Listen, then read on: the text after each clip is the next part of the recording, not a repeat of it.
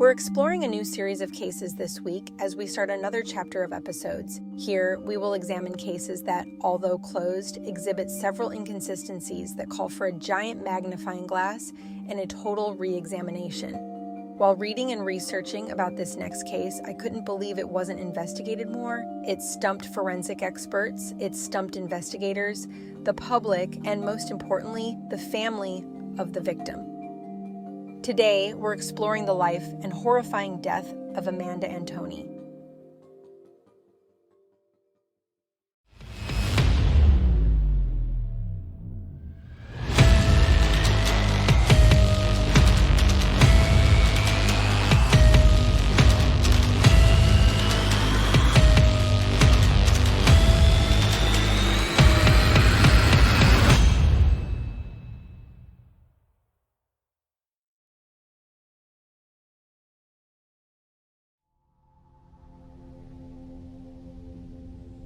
Amanda was born on June 5, 1984, in Carstairs, Canada, to a woman who would soon place her up for adoption. Leslie and Linda Hogg took Amanda in as a foster child when she was a baby. Then when Amanda turned 14 months old, they officially adopted her. They raised her in the city of Calgary with their two older sons, Daryl, who was 11, and Alan, who was 13. As stated by her adoptive family, Amanda was a very fun and outgoing child. She was bubbly, confident, and a little stubborn. Even into adulthood, she never lost her sense of humor. Amanda's smile could light up a room, and her generosity was unwavering. I don't have a whole lot of information about Amanda's school life or if she attended college, but it's known that as an adult, she had moved out of the house in 2004 when she was 20, and she stayed living in the city of Calgary to be close to her family. Amanda would go on to open her own house cleaning business, which was said to be successful. 1 year after moving out on her own, in 2005, one of her friends introduced Amanda to a man named Lee Antoni, and Lee had stated that it was love at first sight. He and Amanda would spend most of their time together. They were said to be a very happy couple, as displayed by their urge to move in together just a short time later. Amanda and Lee tied the knot in 2009. Soon after, they bought their first home in a neighborhood called Castle Ridge in Calgary.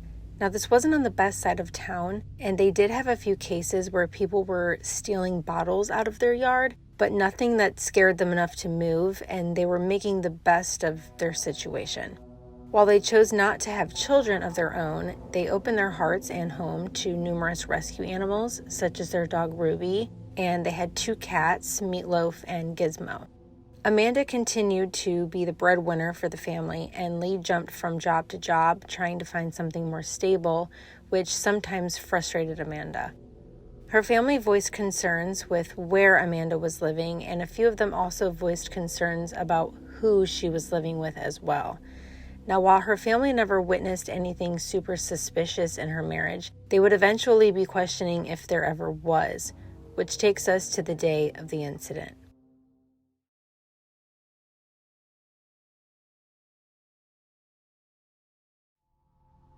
Amanda's husband had left on October 23rd to take a planned trip to his mother's in Saskatchewan, which is roughly 8 hours from their home in Calgary. Now, it's said by Lee that Amanda was actually supposed to go on the trip with him, but that at the last minute she got a bad migraine and decided to stay home. So on the 23rd, he leaves to make the trip to his mom's. Amanda was still suffering from her migraine, but this was pretty common for her to get them, and she knew how to cope with them, so Lee wasn't too concerned when he left. The next day, Saturday the 24th, Amanda and Lee had been texting on and off all day. Then, sometime between 6 and 7 p.m., they call each other. Amanda tells Lee she's feeling a lot better, and he said everything seemed normal. At some point during the phone call, Lee hears their dog Ruby barking in the background. He said Amanda sounded frustrated as she was yelling "shut up" and trying to get Ruby to be quiet. He then hears commotion and the dog yelping before the call suddenly drops. He then texts Amanda a few times between Saturday night and Sunday and said that he figured Amanda was just busy and would get a hold of him eventually. But by Sunday evening, is when he says he started to worry since he hadn't heard from Amanda. He told the police he decided to cut the trip short and go back home early the next morning, which would be Monday the 26th. So Monday morning, he makes the 8-hour trip home, and when he first arrives, he first lets the dog outside. At some point after letting the dog outside, he ventures through the house looking for Amanda. The basement is the last area he needed to look. He goes down the steps and sees blood everywhere. It's on the walls, it's on the trim, it's all over the floors. And then he sees this long drag mark of blood, and he follows it to where he finds Amanda deceased inside a small room just off the main living space. 911 for what town or city? Calgary. Ambulance, ambulance, police, or fire? Oh my God, all. Okay, tell me exactly what happened. I don't know, and I just came home, and I found my wife downstairs, and there's blood everywhere. Oh my God. Are you with her now? I don't know. Is she awake? No. Is she breathing? Oh my God. Is she breathing? Hold on 1 second. There's so much blood. No, she's gone.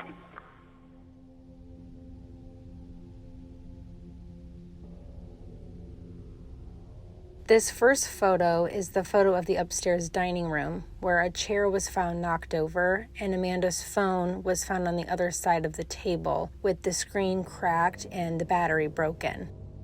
You can see that the top of the basement stairs is about 9 or so feet from the chair that's been knocked over, and all of the other chairs were still pushed into the table.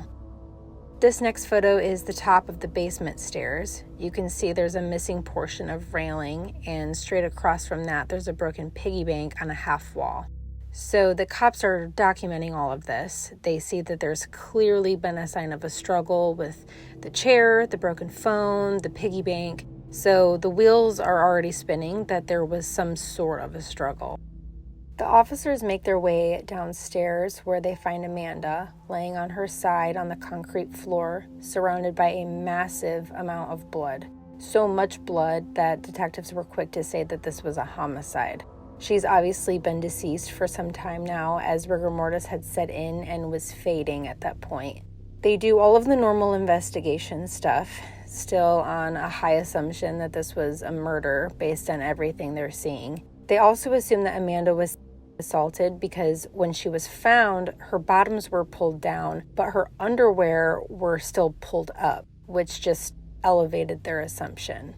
They first went to question the husband, as he's seen as their number one suspect, which is usually how it goes in cases like this. Lee said he arrived home to find his dog Ruby and their 2 cats in disarray with urine and feces on the floor. He said his wife's purse was on the counter and he looked everywhere before going into the basement. It's reported that when one investigator asked Lee if he knew who killed his wife during questioning, Lee replied with no and didn't question it further, which many thought was weird considering nothing about a murder had been mentioned at that time, but they were blinded by the fact that Lee had an alibi. It was said that police had tracked down his whereabouts during the last few days that Amanda was alive, and he was where he said he was, and this was verified by CCTV footage. But I have a few questions. Why was Lee quick to say, "I just got home," to the 911 dispatcher? Why did Lee mention to police that he came home early to surprise his wife, but then also says he came home early because he was worried something was wrong? If he was so worried about his wife, why did he not call her back after the line was disconnected? He texted Amanda a few times on Saturday and Sunday, but never attempted to call her or contact her family for a welfare check, even on his 8-hour drive home on Monday morning when he still wasn't hearing from her. Why would you not check on your wife to see if she's okay? I mean, he dials 911 and tells the dispatcher that he doesn't even know if she's breathing. It was like he didn't even run over to check on her. And that screams suspicious to me. If I walked in and found my loved one covered in blood, my first instinct is going to be to run over and check on them, then dial 911. Now, I talked to my husband about this, and I explained the scenario to him and asked him what he would do And his response was way more in line with what you would think a husband would do. He's like, for one, if I didn't hear from you by bedtime that Saturday night, I would have drove home or called someone.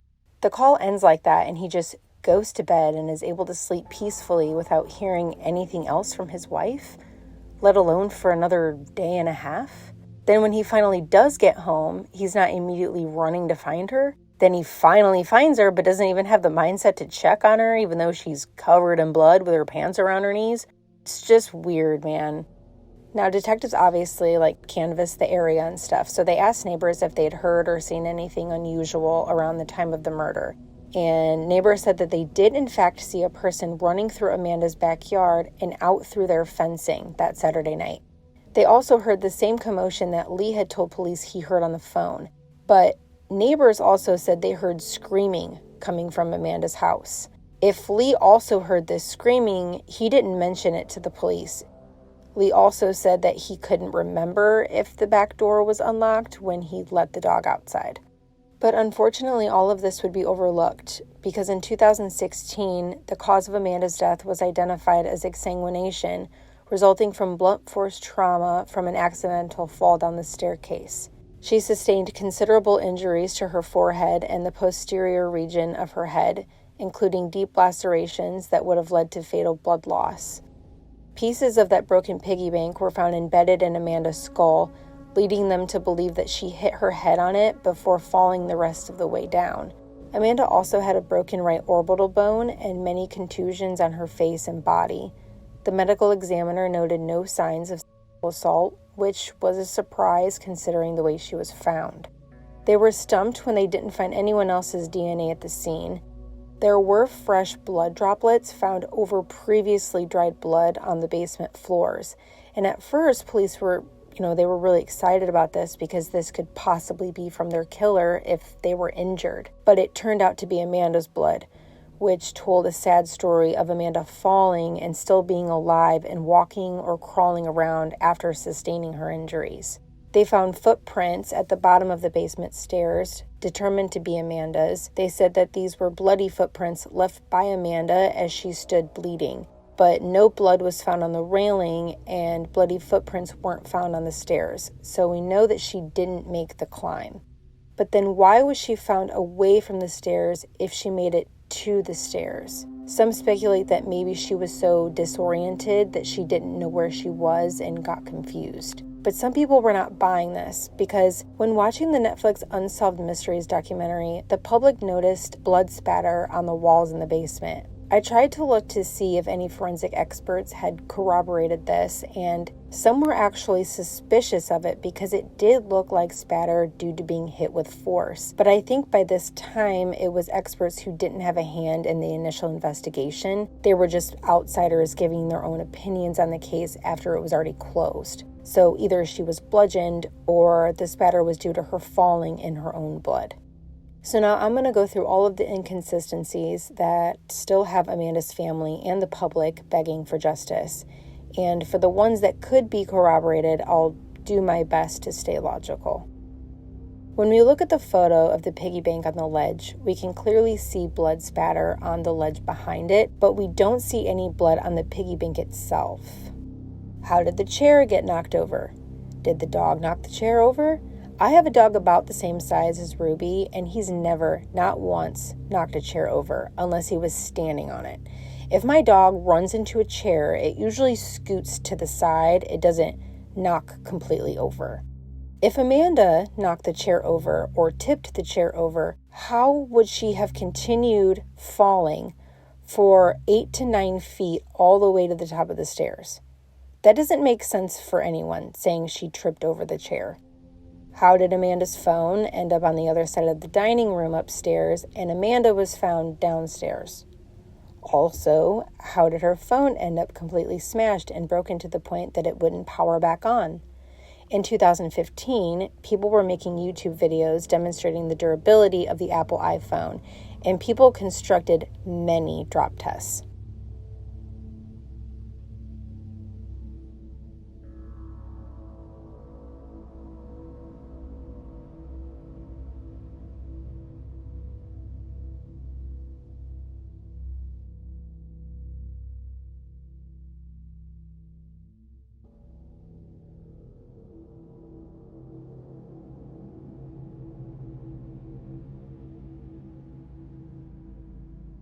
Amanda would have needed to exert a lot more force than a mere accidental toss or drop or slide.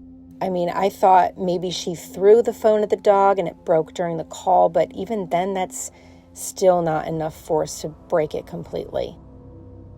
Detectives stated initially that there appeared to be drag marks through the blood, suggesting that Amanda had been moved at some point.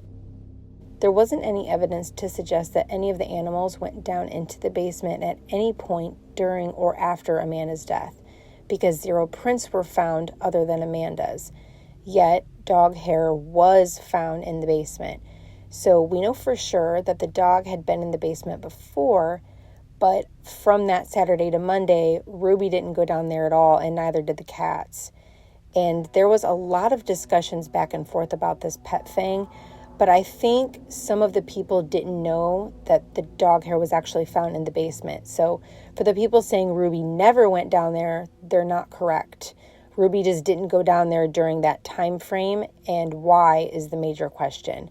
Was there an intruder who scared her, or was she embarrassed for maybe being the reason that Amanda fell? If Amanda fell into the piggy bank, then how did everything else on the ledge remain untouched? The piggy bank was also empty.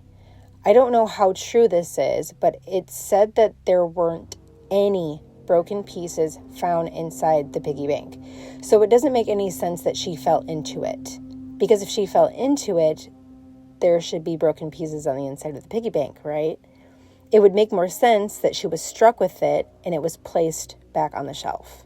People mention time and time again that the missing portion of railing could have been why she fell. But when I look at this picture, I can't help but notice the low portion of the ceiling. Amanda was 5'6". It doesn't seem logical to me that she could fall over the side like that unless she was crouched down and pushed, or she was tripped very close to the edge. But for her to be standing and fall forward just isn't possible without her hitting her head on the wall.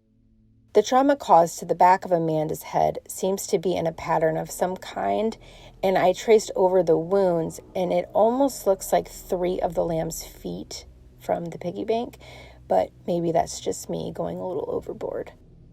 Amanda's sister-in-law was upset at the fact that Amanda had called CPS on her and got her child taken away, and this happened not too long before Amanda's death, but law enforcement ended up clearing her due to not having any evidence to connect her to the crime.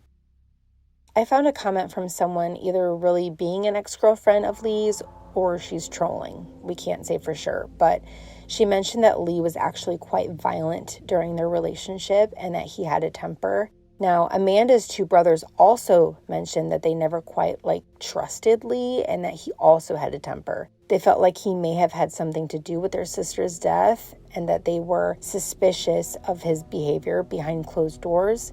Amanda's family had also been aware of Amanda's frustration that she was the breadwinner and Lee couldn't hold down a job. She was tired of being the only hard worker in the relationship and felt like her husband needed to get his shit together and help her out. And she voiced that to her family on multiple occasions. Amanda's brother Alan told detectives that he couldn't say for sure if Lee was responsible, but thought that Lee had an impulsive temper. The fact that her pants were pulled down, but 0 signs of assault were found suggests that Amanda either 1, pulled her own pants down due to her confusion, 2, someone else pulled them down to make it look like a motivated crime, or 3, they were pulled down by catching on something when she fell. I mean, I just don't see it being anything other than one of those. Half of you will say that this was an accident, and the other half will probably say it wasn't, and a majority that say it wasn't might have a feeling that the husband had something to do with it. And I kind of agree with you. I'm not trying to point any fingers here, but we have to talk about it.